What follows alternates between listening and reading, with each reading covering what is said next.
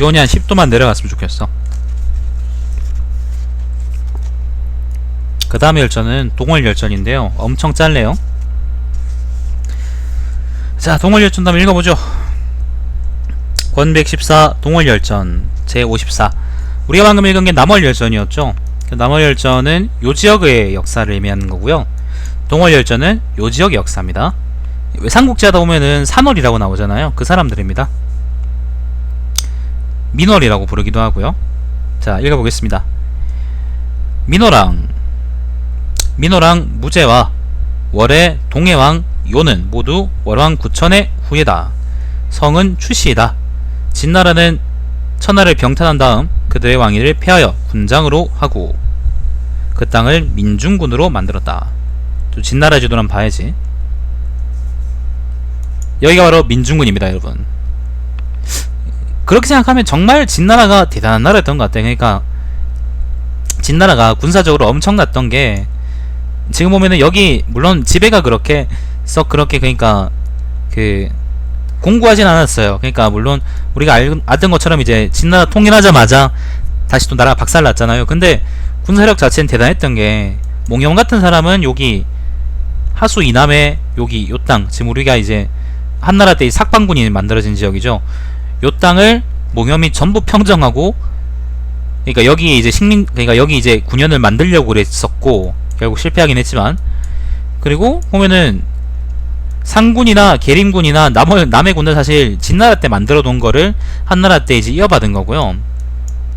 그 다음에 민중군도 지금 얘기한 것처럼 이제 여기 복권 지역이 중국하고는 상관없는 지역이었거든요. 근데 요 지역을 쳐들어가지고 여기도 군현을 만들어 놓고, 그리고 여기 있던 멀쩡한 왕들을 군장까지 군장으로 이제 까내려 놨으니까 그게 얼마나 대단한 군사적 업적이에요.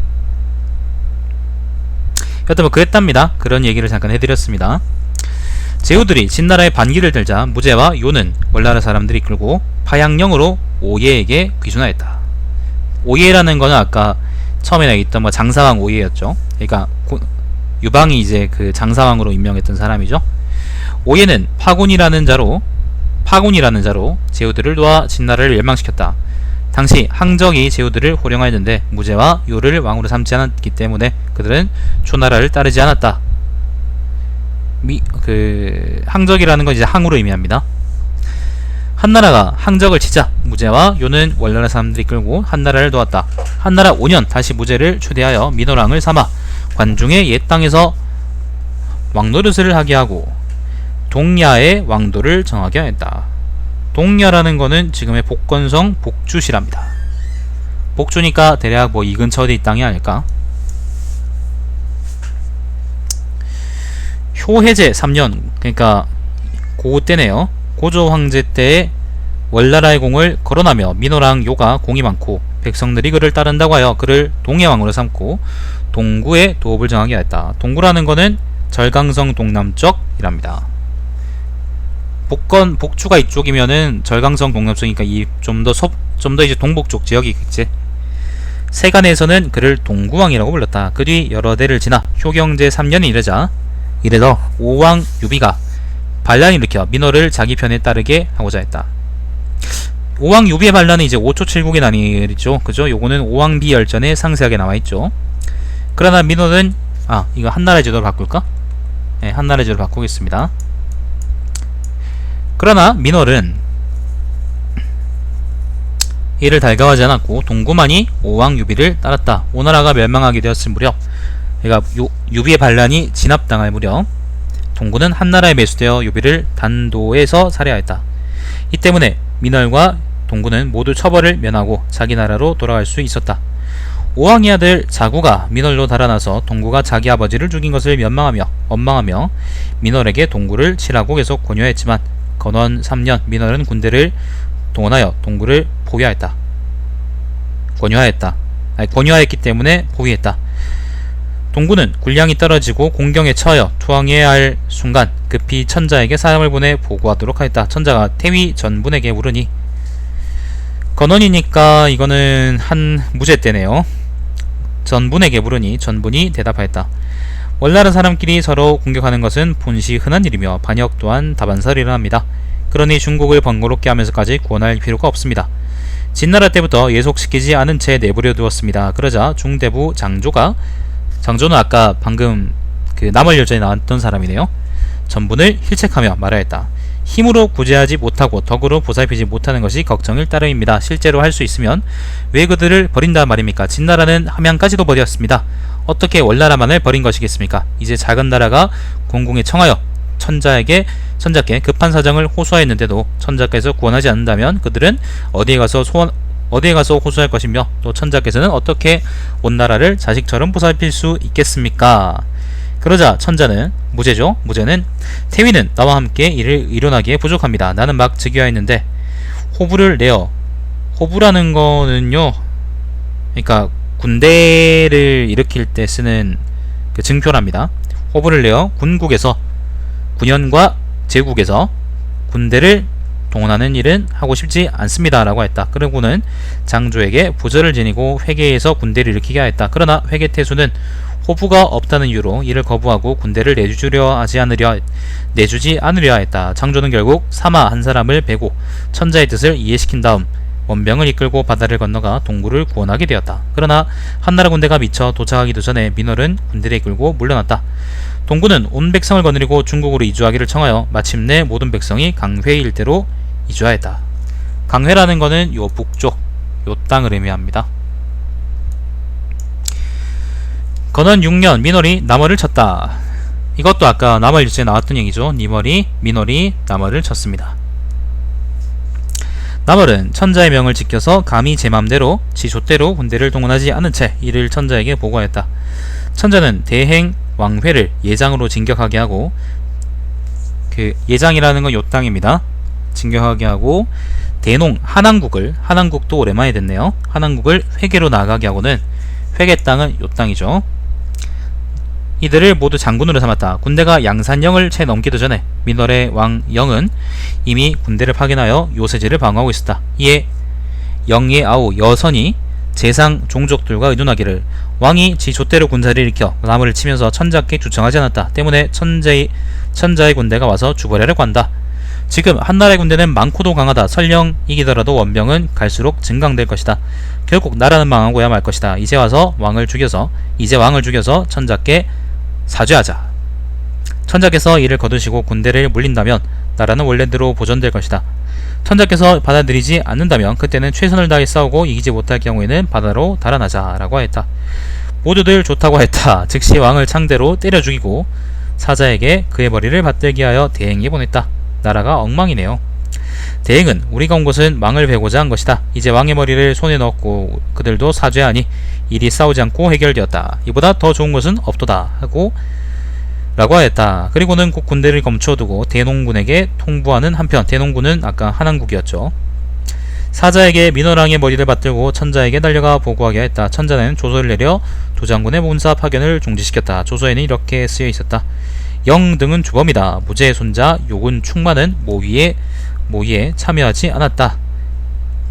무제의 손자 요군축 이건 누구지? 아무튼 그리고는 낭중장에게 축을 월나라의 요왕으로 세워 민월의 조상의 제사를 받들게 하였다. 여선이 영을 죽이고 난 뒤 그의 위엄과 명령이 나라 안에 행해지자 많은 백성들이 여선을 추종하였다. 그는 남몰래 자신이 스스로 왕이 될 생각을 하였다. 요왕은 여선의 무리들을 휘어잡아 바르게 만들 수가 없었다.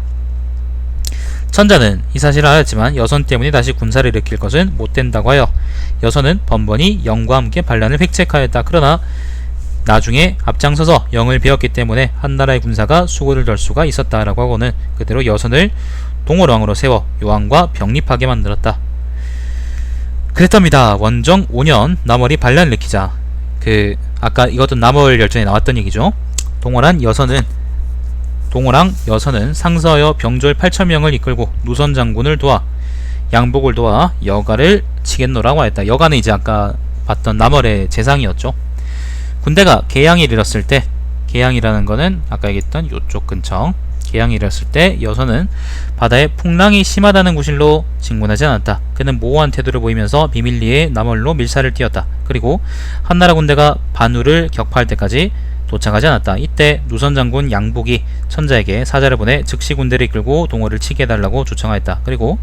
그러나 천자는 군졸들이 지쳐있다면서 이를 허락하지 않고 군사를 해산시켜버렸다. 그리고는 여러 교의들에게 예장의 매령에 주둔해 명령 기다리고 하겠다. 그러니까 동월이 계속 미적지근하게 구니까 이제 요 남월을 진압한 다음에 양복이 민월도 칩시다, 동월도 쳐버립시다 라고 하니까 무제가 그러지 마라 그러고는 예장 쪽에 이제 예장의 매령이라는 곳에 군대를 주둔시켜 가지고 적당히 정세를 보라 라고 했던 거죠. 원정 6년 가을, 여선은 노선장군이 자신을 죽일 것을 주청하고 또 한나라의 군사가 국경까지 조여와 곧 쳐들어오려 한다는 것을 들었다. 여선은 마침내 반란을 일으켜 동호랑이죠, 군대를 보내 한나라 군사의 행로를 차단하게 하였다. 장군 추력 등을 탄한 장군이라고 이름하고 백사, 무림, 매령으로 들어가 한나라의 교의 세 사람을 배웠다. 이때 한나라는 대농령 장성과 산주후였던 유치를 주둔군의 장군으로 삼았다. 그러나 감히 공격하지 못하고 오히려 안전한 곳으로 퇴학하였다. 때문에 이들은 겁을 먹은 채 목숨만을 도모하였다는 죄목으로 모두 처형되었다. 여선이 무죄라고 새긴 옥새로 백성들을 속이고 망언을 하였다. 이에 천자는 횡해장군 한열에게, 한열이라는 거는 한열에게 위청하고 같이 싸우던 사람이라는데, 한열에게 구장으로 나아가 바다를 거쳐 동쪽으로 나아가게 하고 누선장군 양복에게 무림으로 진격하게 하였다. 구장이라는 거는요, 뭐 절강성 어디라네요. 네, 절강성 어디니까 뭐 이 어디겠죠. 자, 또 중위 왕운선은 매령으로 징역하고 월후 두 사람을 각각 과선 장군과 하뢰 장군으로 삼아 약야와 백사로 나아가게 했다. 원봉 원년 겨울에 이들은 한꺼번에 동월의 경내로 진격해 들어갔다. 그러니까 뭐 자세한 지명은 잘 모르겠는데요, 이 근처에 주둔하고 있다가 한 번에 쭉 쳐들어갔다, 그런 말입니다. 동월은 처음부터 군대를 출동시켜 험구한 곳을 방비하고 순복 장군에게는 무림을 지키게 하였다. 그리하여 누선 장군의 교의 몇 명을 격파하고 장리들을 베었다. 누선 장군의 졸개인 전당의 원종고가 순복 장군을 베어 죽이고 어아우가 되었다. 한나라의 군대가 미쳐 무림에 당도하기도 전이었다. 월나라의 연후였던 오양은 이전에 한나라에 있었다. 그래서 한나라는 그에게 돌아가 여선을 타이르게 하였다. 그러나 여선은 듣지 않았다. 월나라의 연후 오양은 횡해 장군이 일단 도착하기를 기다렸다가 자기 고을에 700명을 건드리고 반란을 일으켜 한양에서 월나라 군대를 공격하였다. 한양이라는 거는요, 복권성 권보성이라는데 뭐 복권 일대랍니다. 그 호북성에 보면은 무한삼진이라 그래가지고 그 무창, 한양, 그다음 한구라는 지역이 있는데요, 그 지역 말고 아마 복권 쪽에 옛날에 한양이라는 지역이 있었나 봅니다, 어딘가에. 또 건성우 오와 그 무리들은 함께 요왕 거고에 가서 모의하였다. 여선은 반역의 우두머리로 우리를 협박하였습니다. 이제 한나라 군대가 도착하였는데 그 수가 많고 강대합니다. 여선을 죽이고 한나라의 장수들에게 지발로 투항한다면 용케 죽음은 면할 것입니다. 드디어 여선을 죽이고는 군사를 이끌고 횡해 장군에게 투항하였다. 그 때문에 요왕 거고는 동성후에 봉해져 만호후가 되었고, 건성후 오는 계릉후에 봉해졌으며 월나라의 연후 오양은 북석후에 봉해졌다. 또 횡해 장군 한열은 안도후에 봉해졌고, 횡해 교위 유복은 요행후에 봉해졌다. 유복은 성향의 공왕의 아들로 해상후에 봉해졌다가 법에 조촉되어 후의 지위를 잃은 적이 있었다. 일찍이 종군하여 공이 없었으나 종실이기 때문에 후의 자기를 얻었다. 그 밖의 장수들은 이룬 공이 없었기 때문에 봉해진 자는 아무도 없었다. 동호리 장수 다구는 한나라의 군사가 진격해오자 자기 군대를 버리고 투항하였다. 다구는 무석구에 봉해졌다. 이에 천자는 동월은 좁고 험한 곳이 많고 민월은 사람들이 사나워 다스리기 어렵고 언제 반역이 있을지 모른다 라고 하고 군리에게 조서를 내려 그곳의 백성들은 모두 강회 일대로 옮겨 살도록 하게 하였다. 그리하여 동월의 땅은 마침내 무인지경이 되었다 라고 하였습니다.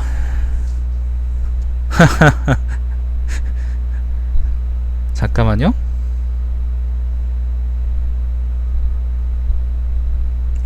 결국 이게 일단 다 읽고 얘기하겠습니다. 태사공은 말하였다. 월나라는 비록 만이의 나라이긴 하나 그의 선조는 아마도 일찍이 백성들에게 커다란 공덕이 있었나 보다. 어쩌면 그리도 오래도록 나라를 유지하였는가. 몇 대를 지나도 늘 군왕이었다. 일찍이 구천은 한 차례 패자로 일컬어졌지만 여선에게 이르러서 대역을 저질러 나라는 망하고 백성들은 이주하게 되었다. 그러나 그 조상의 후예인, 실제로 이제 월나라가 망한 거는 그 초나라 전국시대 말기쯤 돼서였습니다. 그 초나라에 망하거든요. 근데 초나라에 망하더라도 계속 지방정권들은 살아있다가 이제 무제 때 이르러서 한번 박살나고 무인지경이 됐어서는 사실 그 뒤에도 계속 있었어요. 계속 있었습니다. 월족은. 자, 그 얘기를 하는 거예요.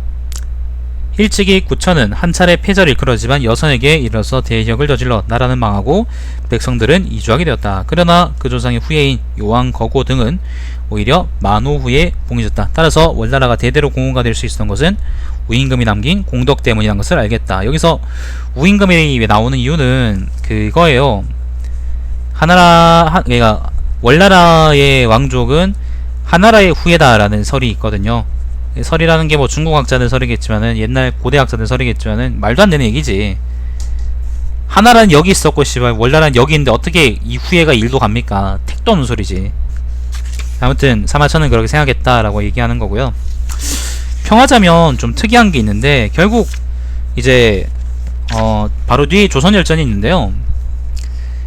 조선도 망하기를 어떻게 망했냐면은 결국 끝까지 평양을 지키다가 왕감성을 지키다가 마지막에 이제 내부에서 반란이 터져가지고 그것 때문에 망했어요.